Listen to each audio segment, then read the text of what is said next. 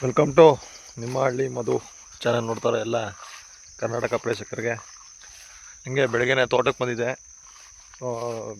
ಏನು ನಮಗೆ ರೈತರುಗಳಿಗೆ ಇನ್ನೇನು ಬೆಳಗ್ಗೆ ಎದ್ದ ತಕ್ಷಣ ತೋಟಕ್ಕೆ ಬರೋದು ಅಷ್ಟೇ. ನಾನು ಹಿಂಗೆ ನಾನು ತೋಟಕ್ಕೆ ಬಂದಾಗೆಲ್ಲ ಒಂದು ಫೀಲಿಂಗ್ ಆಗುತ್ತೆ ಕಣ್ರಿ. ಏನು ಫೀಲಿಂಗ್ ಅಂದರೆ ಒಂದು ಕಾಡೊಳಗೆ ಹೋಗ್ತಾರೋ ಒಂದು ಫೀಲಿಂಗ್ ಆಗುತ್ತೆ ನೋಡಿ. ಯಾರು ಸಾಮಾನ್ಯವಾಗಿ ಗೊಬ್ಬರದ ಗಿಡಗಳೆಲ್ಲ ತೋಟದೊಳಗಡೆ ಹಾಕ್ಕೊಳ್ಳಲ್ಲ. ನಾನು ನೋಡಿದಾಗ, ನಾನು ಫಸ್ಟ್ ಈ ಕೃಷಿಗೆ ಇಳಿದಾಗ ಒಬ್ಬರು ತೋಟಕ್ಕೆ ಹೋದಾಗ ಇವನು ಯಾರೋ ಹುಚ್ಚ, ಇವನು ಏರಿ ಮೇಲೆ ಬೆಳೆಯೋಂಥ ಗಿಡ ಎಲ್ಲ ತಗೊಬಂದು ತೋಟದೊಳಗೆ ಹಾಕೋನೆ ಅಂದೆ.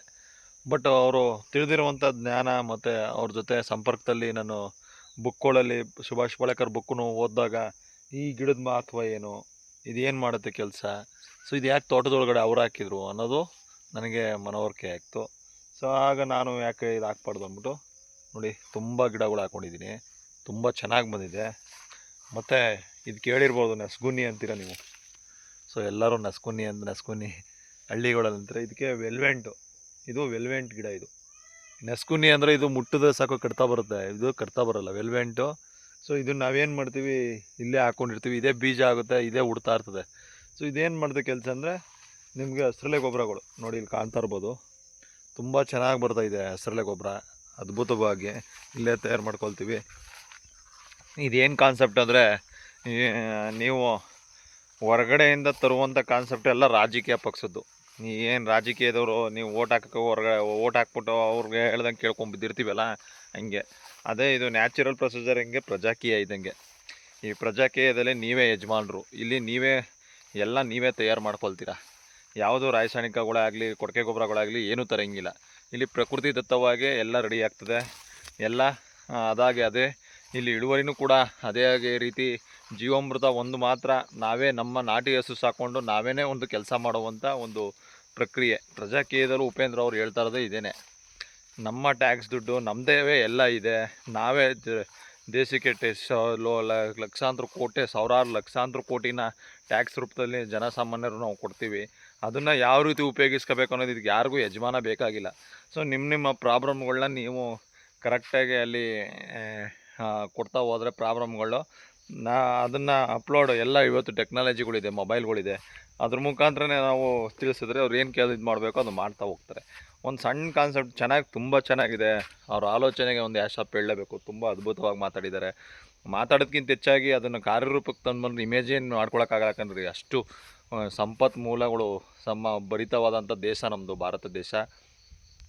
ಯಾಕೆ ಈ ಮಾತೆಲ್ಲ ಹೇಳ್ತೀನಿ ಅಂದರೆ, ನಾನು ನಿಮಗೆ ಅದ್ಭುತವಾದಂಥ ದೇಶ ಇದು. ಯಾಕೆ ಇದು ಇವಾಗಲೆಲ್ಲ ಅವಾಗಲಿಂದ ಮಗಳಿಂದ ಆ ಕಾಲದಿಂದ ಚಿನ್ನ, ವೈದ್ಯರುಗಳು, ದೇವಸ್ಥಾನಗಳು ಎಲ್ಲನೂ ಹಾಳು ಮಾಡಿ ಜೋಚಿಸಿ ಎಲ್ಲ ಮಾಡಿದ್ರೂ ಕೂಡ ಈ ದೇಶದಲ್ಲಿ ಅಷ್ಟು ಸಂಪನ್ಮೂಲಗಳು, ನಮ್ಮ ಭೂಮಿಗೆ ಮಣ್ಣು ಅಷ್ಟು ಪವಿತ್ರವಾಗಿದೆ. ಇಲ್ಲಿ ಏನು ಬೇಕಾದರೂ ಬೆಳಿಬೋದು. ಬಟ್ ಇದನ್ನು ಅದ್ರ ಪಾಡಿಗೆ ಮಾಡೋಕ್ಕೆ ಬಿಡ್ತಾಯಿಲ್ಲ ಈ ದರಿದ್ರ ಆರ್ಗಾನಿಕ್ ಕಂಪ್ನಿಗಳಾಗಿರ್ಬೋದು, ಇನ್ನೊಂದು ದರಿದ್ರ ಈ ರಾಸಾಯನಿಕಗಳಾಗಿರ್ಬೋದು. ಅದಾಕಿ ಇದಾಕಿ ಅಂದ್ಬಿಟ್ಟು ರೈತರನ್ನ ತಪ್ಪಿಸಿ ಆಸೆಗೆ ದೂರಿ. ಈಗ ನೋಡಿ, ಒಬ್ಬ ಮನುಷ್ಯ ಆಸೆ ಪಡೋದು ಯಾವಾಗ ಅಂದರೆ, ತಾನು ಮಾಡ್ತಾರಂಥ ವೃತ್ತಿನ ಸರಿಯಾದ ರೀತಿಲಿ ಅವ್ನಿಗೆ ರಾಸಾಯನಿಕಗಳಿಗೆ ಆಲ್ರೆಡಿ ಟೈಅಪ್ ಮಾಡಿಬಿಡು. ಹಸಿರು ಕ್ರಾಂತಿ ಅಂತ ಏನೋ ತಂದ್ಬಿಟ್ಟು ಆಲ್ರೆಡಿ ರಾಸಾಯನಿಕ ಕೃಷಿಗಳನ್ನ ಜನಕ್ಕೆ ಹಾಕ್ಬಿಟ್ಟಿದ್ದಾರೆ. ಸೊ ಅದರಲ್ಲೂ ಅವನು ಹಾಕಿ ಅದು ಸರಿಯಾದ ರಾಸಾಯನಿಕಗಳು ಬೆಳೆಸಿ ಹಾಕಿ ತಗೊಬಂದು ಹಾಕಿದ್ರೂ ಕೂಡ ಸರಿಯಾದ ರೀತಿಲಿ ಅವನು ಇವತ್ತುವರೆಗೂ ಎಷ್ಟನೇ SBಯಲ್ಲಿ ಬಂದಿರೋದು ಅದು ಇವತ್ತುವರೆಗೂ ಅವನು ಚೇತರಿಸ್ಕೊಳಕ್ಕಾಗಿಲ್ಲ. ಇವತ್ತುವರೆಗೂ ಅವನು ಈ ರಾಸಾಯನಿಕ ಗೊಬ್ಬರಗಳಿಂದ ಮುಂದೆ ಬರೋಕ್ಕಾಗಿಲ್ಲ. ಆದರೂ ಕೂಡ ಈಗ ನಾನೊಂದು ಫಾರ್ ಎಕ್ಸಾಂಪಲ್ ಹೇಳ್ತೀನಿ ನಿಮಗೆ. ಈಗ ಅಟ್ಲೀಸ್ಟ್ ನಾವು ಈಗ ಹೋಗ್ಬಿಟ್ಟು ರಾಸಾಯನಿಕ ಕೃಷಿಗೆ ಬೇಡ, ನಾವು ನೈಸರ್ಗಿಕ ಕೃಷಿ, ಸುಭಾಷ್ ಪಾಳೇಕರ್ ಕೃಷಿ ತೊಗೊಂಡು ಅಂದ್ಕೊಳ್ಳಿ. ಫಾರ್ ಎಕ್ಸಾಂಪಲ್ ಒಂದು 5 ಗುಂಟೆಗೆ ತೊಗೊಂಡು ಅಂದ್ಕೊಳ್ಳಿ. ನೀವು ಇದನ್ನು ಟಾಲಿ ಮಾಡಿ ನೋಡಿ, ಖರ್ಚು ವೆಚ್ಚಗಳು ಹೆಂಗಾಗ್ತಿತ್ತು, ಯಾವ ಥರ ಮಾಡ್ತಿತ್ತು, ಎಷ್ಟು ದುಡ್ಡು ಹೋಗ್ತಿತ್ತು ಆಚೆಗೆ ಅನ್ನೋದು ನಿಮ್ಗೆ ಗೊತ್ತಾಗುತ್ತೆ. ಸೊ ಇದು ಅಷ್ಟೇ. ನಾವು ಈಗ ರಾಜಕೀಯ ಪಕ್ಷಗಳಿಗಿಂತ ನಮ್ಗೆ ಎಷ್ಟು ಲಾಸ್ ಆಗ್ತಿದೆ, ಎಲ್ಲ ಎಷ್ಟು ದೋಚ್ತಾ ಇದ್ದಾರೆ. ಸತ್ಯಾಂಶ ಮಾತಾಡಬೇಕು. ನೀವು ಒಳಗಡೆ ನಾವು ಇಮೇಜಿಂಗ್ ಮಾಡ್ಕೊಳ್ಳಿ. ಇವತ್ತು ನಮ್ಮೂರ ಹಳ್ಳಿಗಳಲ್ಲೇ ಇಂಪ್ರೂವ್ ಆಗಿಲ್ಲ. ಹಳ್ಳಿಗಳಲ್ಲಿ ರೋಡ್ಗಳು ಸರಿ ಇಲ್ಲ, ಡ್ರೈನೇಜ್ ವ್ಯವಸ್ಥೆ ಸರಿ ಇಲ್ಲ, ಸರಿಯಾದ ರೀತಿ ಕುಡಿಯೋ ನೀರು ವ್ಯವಸ್ಥೆಗಳಿಲ್ಲ, ದನಕರುಗಳಿಗೆ ಸರಿಯಾದ ಅವಕ್ಕೆ ಆದಂಥ ಒಂದು ಸೇಫ್ಟಿ ಇಲ್ಲ. ಎಲ್ಲ ರೀತಿಲಿ ಇವತ್ತು ರೈತನಿಗೆ ಶೋಷಣೆ ಆಗಿದೆ. ನಾವು ತಿಂತಾರ ಆಹಾರ ಇರಲಿ, ಪ್ರಾಣಿಗಳು ತಿಂತಾರ ಆಹಾರನೂ ಕೂಡ ವಿಷ ಆಗಿದೆ. ಸೊ ಇಷ್ಟು ಕುಳುಗೊಟ್ಟೋಗಿರೋವಂಥ ಒಂದು ಸಿಸ್ಟಮ್ಗೆ ಒಂದು ಸರಿಯಾದ ಪ್ರಾಮಾಣಿಕ ವ್ಯಕ್ತಿಗಳನ್ನ ನಾವು ಆರಿಸ್ಬೇಕಾಗಿದೆ. ಪ್ರತಿಯೊಬ್ಬರ ಕೈಲೂ ಮೊಬೈಲ್ಗಳಿದೆ, ಪ್ರತಿಯೊಬ್ಬರ ಕೈಲೂ ಟೆಕ್ನಾಲಜಿ ಏನು ಅಂತ ಎಲ್ಲರಿಗೂ ಗೊತ್ತು. ಇನ್ಸ್ಟಾಗ್ರಾಮು, ಫೇಸ್ಬುಕ್ ಎಲ್ಲನೂ ನೋಡ್ತಾ ಇರ್ತೀರ. ಆದಷ್ಟು ಈ ವಿಡಿಯೋಗಳು ಹೆಚ್ಚು ಜನ ಮಾತಾಡಿ. ನೀವು ಶೇರ್ ಮಾಡಿದವ್ರು ಸಿಕ್ಕಲ್ಲ, ನೀವೇ ಮಾತಾಡ್ಕೊಳ್ರಪ್ಪ. ನಿಮ್ಮ ಹತ್ರ ಮೊಬೈಲ್ ಇದೆಯಲ್ವಾ, ಒಂದು ಮಾತಾಡಿ, ಒಂದು ವೋಟ್ ಮಾಡಿ. ವೋಟ್ ಹಾಕೋಕ್ಕೆ ಜನಗಳಿಗೆ ಹೇಳಿ ತಿಳಿಸಿ. ಅವ್ರಿಗೆ ಅರ್ಥ ಆಗೋಂಥ ಜನಗಳು ಇನ್ನೂ ಕಮ್ಮಿ. ಒಂದು ಮನೆಯಲ್ಲಿ ಒಬ್ಬರು ಮೊಬೈಲ್ ಯೂಸ್ ಮಾಡ್ತಾರೆ, ಅವ್ರ ತಂದೆ ತಾಯಿಗಳು. ಅದು ಮೊಬೈಲ್ ಬಗ್ಗೆನೇ ಜ್ಞಾನ ಇಲ್ಲ ಅವ್ರಿಗೆ. ಅವರು ಸ್ಕ್ರೀನ್ ಟಚ್ ಮೊಬೈಲು ಕೂಡ ಯೂಸ್ ಮಾಡಿರಲ್ಲ. ಹಳ್ಳಿಗಳು ಹೇಳ್ತಾರದು, ಮಕ್ಳುಗಳು ಯೂಸ್ ಮಾಡ್ತಾಯಿದ್ದಾರೆ. ಈಗಿನ ಜನ್ರೇಷನ್ ನಾವುಗಳೆಲ್ಲ ಯೂಸ್ ಮಾಡ್ತಾಯಿದ್ವಿ. ನಮಗೂ ಕೂಡ ಈ ಮೊಬೈಲ್ ಬಂದಾಗ 2006-05 ಮೊಬೈಲ್ ಏನು ಅನ್ನೋದೇ ಗೊತ್ತಿರಲಿಲ್ಲ. ಇದು ಸ್ಕ್ರೀನ್ ಟಚ್ ಮೊಬೈಲೇ ಬೇಡ ಆಗಣಪ್ಪ ಅಂದರೆ ಉಮರ್ ಹಬ್ಬಿಸಿದ್ರು. ಅವೆಲ್ಲ ಯೂಸ್ ಮಾಡಬೇಡ್ದು, ಸರಿ ಇಲ್ಲ, ಆರೋಗ್ಯಕ್ಕೆ ಅದು ಇದು ಅಂದಾಗ ಹೆದರಿಕೆ ಭಯಕ್ಕೆ ನಾವು ಕೂಡ ಈ ಮೊಬೈಲ್ಗಳು ಯೂಸ್ ಮಾಡ್ತಿದ್ರು. ಮಾಡೋದನ್ನೇ ಮಾಡ್ತಿರ್ಲಿಲ್ಲ ನಾವು. ಯಾಕೆ ಇದೆಲ್ಲ ಹೇಳ್ತಾ ಇದ್ದೀನಿ ಅಂದರೆ, ಒಂದು ಒಳ್ಳೆ ಪಕ್ಷ, ಒಂದು ಒಳ್ಳೆ ಇಮೇಜ್ ಅವ್ರು ಎಷ್ಟು ಚೆನ್ನಾಗಿ ಹೇಳಿದ್ದಾರೆ. ಉಪೇಂದ್ರ ಅವ್ರು ಮಾತಾಡ್ತಾರೆ ನೋಡಿದ್ರೆ ಸತ್ಯ, ಕಂಪ್ಲೀಟಾಗಿ ಸತ್ಯ ಇದೆ.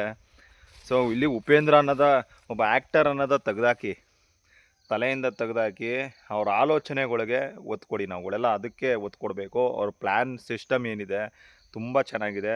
ಇದನ್ನೇ ನಾನು ಕೂಡ ಕೃಷಿಲಿ ಹೇಳ್ತಾ ಇರೋದು. ಒಂದು ಕೃಷಿ ಮಾಡಬೇಕಾದ್ರೆ ಒಂದು ಪ್ಲ್ಯಾನ್ ಮಾಡಿ, ಅದ್ಭುತವಾದಂಥ ಪ್ಲ್ಯಾನ್ ಸಿಸ್ಟಮ್ ಮಾಡಿಕೊಂಡ್ರೆ ಯಾವುದೂ ಹೊರಗಡೆಯಿಂದ ರಾಸಾಯನಿಕಗಳಾಗಲಿ, ಔಷಧಿಗಳಾಗಲಿ, ಕೊಟ್ಟಿಗೆ ಗೊಬ್ಬರಗಳಾಗಲಿ ಬೇಕಾಗಿಲ್ಲ. ಒಂದು ನಾಟಿ ಹಸು ಇಟ್ಕೊಂಡ್ರೆ ಸುಖವಾಗಿ ಆರಾಮಾಗಿ ಜೀವನ ಮಾಡ್ಕೊಂಡು ಹೋಗುವಂಥ ಪ್ರಕ್ರಿಯೆ. ಇದೇನು ಗೊತ್ತಾ, ಅನಾವಶ್ಯಕವಾಗಿ ಈಗ ರೋಡ್ಗಳು ಕಿತ್ತೋಗಿರುತ್ತೆ, ಒಂದು ಗುಂಡಿ ಬಿದ್ದಿರುತ್ತೆ, ಸುಮ್ಮನೆ ಅದನ್ನು ರೆಡಿ ಮಾಡೋಕ್ಕೆ ಕೋಟ್ಯಾಂತರ ರೂಪಾಯಿ ಬಿಲ್ ತೋರಿಸ್ಬಿಟ್ಟು ಅನ್ಯಾಯವಾಗಿ ಸುರಿತಾರಲ್ಲ ದುಡ್ಡು, ಹಂಗೆ ಇದು ಬೇಕಾಗಿಲ್ಲ. ನಿಮಗೆ ಅಷ್ಟೊಂದು ಗೊಬ್ಬರ ಬೇಕಾಗಿಲ್ಲ. ಸತ್ಯವಾಗ್ಲೂ ಹೇಳ್ತಾ ಇರೋದು, ಪ್ರಮಾಣವಾಗಿ ಹೇಳ್ತಾ ಇರೋದು. ನಿಮಗೆ ಭೂಮಿಗೆ ಬೇಕಾಗಿರುವುದು ಗೊಬ್ಬರ ಅಲ್ಲ, ಸೂಕ್ಷ್ಮ ಜೀವಿಗಳು. ಆ ಸೂಕ್ಷ್ಮ ಜೀವಿಗಳು ಕೆಲಸ ಮಾಡೋರು ಬೇಕು. ಅರ್ಥ ಮಾಡ್ಕೊಳ್ಳಿ, ನಿಮಗೆ ಕ್ಲಿಯರ್ ಕಟ್ಟಾಗಿ ಅರ್ಥ ಆಗಂಗೆ ಹೇಳ್ತೀನಿ ಕೇಳಿ. ಕೆಲಸ ಮಾಡೋರು ಬೇಕು. ಕೆಲಸ ಮಾಡೋರು ಯಾವ ರೀತಿ ಬೇಕಂದ್ರೆ, ಬ್ಯಾಕ್ಟೀರಿಯಾಗಳು, ಎರೆಹುಳಗಳು ಬೇಕು. ನೀವು ಅದನ್ನೇ ಸಾಯಿಸ್ತಾ ಇದ್ದೀರಾ. ರಾಸಾಯನಿಕಗಳು ಹಾಕಿ, ಇನ್ನೊಂದು ಹಾಕಿ, ಮತ್ತೊಂದು ಹಾಕಿ ಸಾಯಿಸ್ತಾ ಇದ್ದೀರಾ. ಆ ಸಾಯಿಸ್ತಾ ಇರೋದ್ರಿಂದ ಏನಾಗ್ತಿದೆ, ಅದು ಆಕಾಂಕ್ಷ ಕೇಳ್ತಾ ಇದೆ. ಏನಾದರೂ ಹಾಕಿ, ಗೊಬ್ಬರಗಳು ಹಾಕಿ ಅಂತ ಕೇಳ್ತಿದೆ. ದಯವಿಟ್ಟು ಅದನ್ನೆಲ್ಲ ನಿಲ್ಲಿಸಿ. ನೀವು ಪ್ರಾಮಾಣಿಕವಾಗಿ ಈ ರಾಸಾಯನಿಕಗಳು ಹಾಕ್ತಾನೆ, ಈ ಕೊಟ್ಟಿಗೆ ಗೊಬ್ಬರಗಳೆಲ್ಲ ಅತಿ ಹೆಚ್ಚಾಗಿ ಸುರಿದಾನೆ ನೀವು ಮಾಡೋದೇ ಆದರೆ 100% ಸಕ್ಸಸ್ ಇದೆ ಈ ಕೃಷಿಲಿ. ನೀವು ಆ ರೀತಿ ಆ ಟೈಪ್ನಲ್ಲಿ ಕೆಲಸ ಮಾಡ್ಕೊಂಬರ್ಬೇಕು. ನೀವು ಸುಮ್ಮನೆ ಏನೇನೋ ತಂದು ಸುರಿಯೋದು, ಹಾಳು ಮಾಡೋದು, ರಾಸಾಯನಿಕಗಳು ಹಾಕೋದು, ಬರೀ ಇದೇ ಮಾಡ್ಕೊಂಡು ಹೋದರೆ ನೀವೆಲ್ಲ ಇನ್ನೂ ಒಂದು 10 ತಲೆಮಾರು ಹೋದರೂ ನೀವು ಈ ಕೃಷಿಲಿ ಗೆಲ್ಲಕ್ಕೂ ಆಗೋಲ್ಲ. ಅದೇ ಒಂದು ಡೈಲಾಗ್ ಹೇಳ್ತೀನಿ, ನೀನು ಸಾಯ ಬೇಸಾಯ ಮನೆ ಮಂದಿಯೆಲ್ಲ ಸಾಯ ಅನ್ನೋ ಡೈಲಾಗು ನಿಮಗೆ ಸೂಕ್ತವಾಗಿಬಿಡುತ್ತೆ ಅದು. ಸೊ ಅದಲ್ಲ ಇದು. ನಮ್ಮದಿಯಾಗೆ ಒಂದು ರಾಸಾಯನಿಕಗಳು ಬಳಸ್ತಾನೆ ಏಕದಳದಲ್ಲಿ ದ್ವಿದಳ ಅನ್ನೋ ಒಂದು ಕಾನ್ಸೆಪ್ಟಲ್ಲಿ ಗಂಡ ಹೆಂಡತಿ ಸೇರಿದ್ರೆ ಮಕ್ಕಳಾಗುತ್ತೆ ಅಂತ ಹೇಳ್ತಾರಲ್ಲ, ಹಂಗೆ ಇದು ಏಕದಳದಲ್ಲಿ ದ್ವಿದಳ ಎರಡೂ ಇದ್ರೇ ಬೆಳೆ ಚೆನ್ನಾಗಿ ಬರೋದು. ಸೊ ಅದಕ್ಕೋಸ್ಕರ ಆ ಟೈಪ್ನಲ್ಲಿ ಕೆಲಸ ಮಾಡಿ 100% ಗೆಲ್ತೀರಾ, ಕೃಷಿಲೂ ಗೆಲ್ತೀರಾ. ಮತ್ತು ಅದಕ್ಕೆ ಬೇಕಾಗಿರುವಂಥ ಪೂರಕ ವಾತಾವರಣವನ್ನು ಸೃಷ್ಟಿ ಮಾಡಿ, ತೇವಾಂಶಗಳನ್ನ ಸೃಷ್ಟಿ ಮಾಡಿ. ನಿಮ್ಮ ಮನೆಯಲ್ಲಿರ್ಬೇಕಾದ್ರೆ ನಲ್ಲಿ ನೀರು ಟಿಫಾ ಇಲ್ಲೇ ಇರಬೇಕು, ಅದು ಅಲ್ಲೇ ಇರಲೇಬೇಕು, ಇದು ಅಲ್ಲೇ ಇರಬೇಕು ಅಂತ ಹೆಂಗೆ ಪ್ಲ್ಯಾನ್ ಮಾಡ್ಕೊಂಡು ಎಲ್ಲ ಕಟ್ಕೋತೀರಾ, ಹಂಗೆ ಭೂಮಿಲೂ ಕೂಡ ಅದೇ ರೀತಿ ವಾತಾವರಣ ಸೃಷ್ಟಿ ಮಾಡ್ಕೋಬೇಕು. ನೀವು ಬದುಕೋಕ್ಕೆ ಎಷ್ಟು ಚೆನ್ನಾಗಿ ವಾತಾವರಣ ಸೃಷ್ಟಿ ಮಾಡ್ತೀರಾ ನೋಡಿ, ಅದೇ ರೀತಿ ಬಾಳೆ ಮಾಡಬೇಕು. ನೋಡಿ ಹಳ್ಳಿಗೆ ನಮ್ಮದು ಮರದ್ದು ಕಾಯಿ ಹಿಂಗೆ ಬಿದ್ದೋಗ್ಬಿಡುತ್ತೆ ಗಾಳಿಗೆ. ಸಿಕ್ಕಾಬಟ್ಟೆ ಗಾಳಿ ಬೀಸಿದೆ, ನೆನ್ನೆ ಹಳ್ಳಾಡಿದೆ, ಕಾಯಾಗಿದೆ. ಇದು ಹಳ್ಳಿ ಇದ್ದರೆ ಒಂದು ಬೆನಿಫಿಟ್ಟು. ಹೋಗೋದು ಒಂದು ತೋಟದಲ್ಲಿ ಒಂದು ಏನಾರು ಒಂದು ಸಿಗ್ತದೆ, ಎತ್ಕೊಬರೋದು. ಒಂದು ಕಾಯಿ ಬಿದ್ದಿತ್ತು, ಎತ್ಕೊಂಡು ಹೋಗ್ತಾ ಇದ್ದೀನಿ. ಹಿಂಗೆ ಮಾಡ್ರಪ್ಪ. ಯಾಕೆ ಸುಮ್ಮನೆ ಅನವಶ್ಯಕವಾಗಿ ಏನೇನೋ ತಲೆ ಕೆಡಿಸ್ಕೊಂಡು ನಿಮ್ಮ ಜೀವನ ಎಲ್ಲ ಹಾಳು ಮಾಡ್ಕೊಂಡು ಇನ್ನೊಬ್ಬನಿಗೋಸ್ಕರ ಕೆಲಸ ಮಾಡೋದು ಇದೆಯಲ್ಲ, ಅದರಂಥ ನರಕ ಇನ್ನೊಂದಿಲ್ಲ. ಈಗ ಆಲ್ಮೋಸ್ಟು ಕೆಲಸಗಳು ಮಾಡ್ತಾ ಇರೋದು ಇನ್ನೊಬ್ರಿಗೋಸ್ಕರ. ಯಾರ್ದೋ ಎಜುಕೇಷನ್ ಕೊಡ್ಸೋಕ್ಕೋಸ್ಕರ ಮಕ್ಕಳುಗಳಿಗೆ ದುಡಿಯೋದು, ಇನ್ನೊಂದು ಕಟ್ಟೋದು, ಅನ್ನೊಂದು ಮಾಡೋದು, ಅದು ಮಾಡೋದು, ಇದು ಮಾಡೋದು ಮಾಡಿಕೊಂಡು ನಿಮ್ಮ ಜೀವನನೇ ಎಂಜಾಯ್ಮೆಂಟ್ನೇ ಹಾಳು ಮಾಡ್ಕೋತಾ ಇದ್ದೀರಾ. ಸೊ ನನ್ನ ಪ್ರಕಾರ ನಾನು ತಿಳಿದಿರೋದ ನಿಮ್ಗೆ ಹೇಳಿದ್ದೀನಿ. ಸತ್ಯತೆ ಇದ್ದರೆ ಈ ವಿಡಿಯೋನ ಶೇರ್ ಮಾಡಿ, ಕಮೆಂಟ್ ಹಾಕಿ ಕೇಳಿ. ನಾನು ನೀವು ಮಾತಾಡ್ತಾ ಇರೋದು ಸುಳ್ಳಿದ್ರೆ ಕ್ಯಾಕೋಸ್ ಮಕ್ಕಳಿಗೆ ಉಗಿಸ್ಕೋತೀವಿ, ಅದಕ್ಕೇನು ಬೇಜಾರಿಲ್ಲ ಕಣಪ್ಪ. ಸೋಷಿಯಲ್ ಮೀಡಿಯಾಗಳು ಎಲ್ಲರಿಗೂ ಈಗ ತಿದ್ದಕ್ಕಾಗಲ್ಲ. ಅವರು ಅವ್ರದ್ದೇ ಆದಂಥ ಇದರಲ್ಲಿರ್ತಾರೆ, ಒತ್ತಡಗಳಿರ್ತಾರೆ. ಅವ್ರಿಗೂ ಬೇಜಾರಾಗಿ ನಿಂತು ಹೋಗಿದ್ದಾರೆ ಜನ. ಇನ್ನೇನು ಮಾಡೋರು. ಕ್ಲಿಯರಿಟಿ ಕೊಟ್ಟಿದ್ದೀನಿ. ನಿಮ್ಮ ಆಲೋಚನೆಗಳು, ನಿಮ್ಮ ಯೋಚನೆ ಒಂದು ಅದ್ಭುತವಾದಂಥ ರಾಜ್ಯ ಆಗಬೇಕು, ಮತ್ತು ಅದ್ಭುತವಾದಂಥ ಕೃಷಿ ನಿಮ್ಮದಾಗಿರಬೇಕು. ನಮ್ಮ ದೇಶದಲ್ಲಿ ಮಣ್ಣಿನಲ್ಲಿ ಅದ್ಭುತವಾದಂಥ ಶಕ್ತಿ ಇದೆ.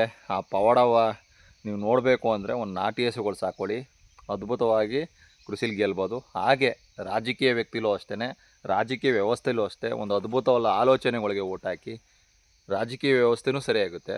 ಮತ್ತು ಈ ಈಗ ಬರ್ತಾರಂಥ ಸಿಸ್ಟಮ್ ಇದೆ, ಈ ಕಳ್ಳನ ಮಕ್ಕಳು ಮೂರು ಪಕ್ಷಗಳವಲ್ಲ, 3rd ಕ್ಲಾಸ್ ಪಕ್ಷಗಳು. ಈ 3 ಪಕ್ಷಗಳ್ನು ದೇಶದಿಂದ ಓಡಿಸ್ಬೇಕು ನಿಜವಾಗ್ಲೂ.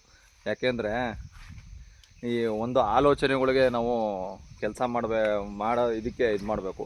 ಯಾಕೆ ಈ ಮಾತು ಬೈತೀನಿ ಅಂದರೆ, ಏನು ಇಷ್ಟು ವರ್ಷದಿಂದ ಎಲ್ಲ ಇದೀವಿ, ಏನು ಗಟ್ಟಿಯಾಗಿ ಗೆದ್ದೆ ಹಾಕಿದ್ದಾರೆ ಅನ್ನೋದು ಗೊತ್ತಾಗ್ತಾಯಿಲ್ಲ ನಿಜವಾಗ್ಲೂ.